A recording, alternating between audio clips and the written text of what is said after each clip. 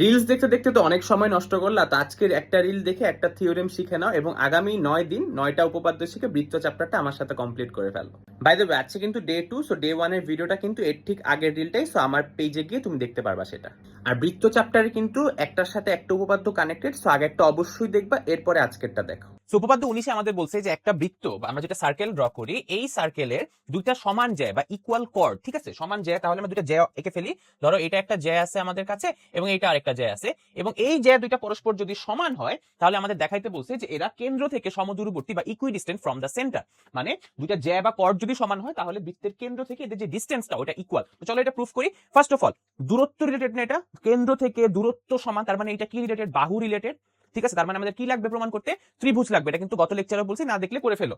So এই যে কেন্দ্র থেকে আমরা এখান থেকে একটা ডিসটেন্স নিলাম, আমরা এই কেন্দ্র থেকে একটা ডিসটেন্স নিলাম, ঠিক আছে, এবং এবং এবং আমরা জানি এটা বাহু রিলেটেড, তাই আমাদের ত্রিভুজ আঁকাইতে হবে। ওকে গুড, তাহলে আমরা নাম দিই, এটা হচ্ছে আমাদের এবি জ্যা, এটা হচ্ছে আমাদের সিডি জ্যা, এটা হচ্ছে বৃত্তের কেন্দ্র ও, এটা ও থেকে ডিসটেন্স, এটা হচ্ছে পি, এটা ধরো ডিসটেন্স হচ্ছে কিউ। ঠিক আছে, এখন আমরা যেহেতু বৃত্তের কেন্দ্র থেকে একটা সরল রেখা উপর একটা ডিসটেন্স বা দূরত্ব নিছি, তাহলে দূরত্বটা অলওয়েজ কি হবে? লম্ব হবে। না জানলে জেনে দেখো যে একটা বিন্দু থেকে একটা সরল রেখা বা স্ট্রেট লাইনের উপর যখন আমরা ডিসটেন্স নেই, ওটা সর্বনিম্ন দূরত্বটা নেই এবং সর্বনিম্ন দূরত্বটা অলওয়েজ লম্ব হয়। সো আমরা এখানে বলে নিব যে ওপিটা হচ্ছে আমাদের এবির উপর লম্ব এবং ও কিউটা হচ্ছে আমাদের সিডির উপর লম্ব। ঠিক আছে, এবং অঙ্কনে আমরা কি করছি? ড্রয়িং এ জাস্ট ও এ আর ওসি যোগ করছি। এখন আসি স্পেশাল নমিনেশনে কি লিখবে, আবার বলতেছি, কোশ্চেন মিলাইছো এবং কোশ্চেনে মিলাই যা আঁকছো এটা মিলাই জিলাই স্পেশাল নমিনেশন বা বিশেষ নির্বাচন লিখবে। বিশেষ নির্বাচন কি হচ্ছে? যে ও কেন্দ্র বিশিষ্ট বৃত্তে কি এবি আর সিডি দুটো সমান যায় এবং ওপি আর ও কিউ হচ্ছে যে মধ্যবর্তী দূরত্ব। প্রমাণ করতে হবে যে ওপি সমান ও কিউ। ডান। কিছু মুখস্থ করা লাগছে? লাগে না। প্রমাণে চলে আসো, অঙ্কন তো আগেই বললাম।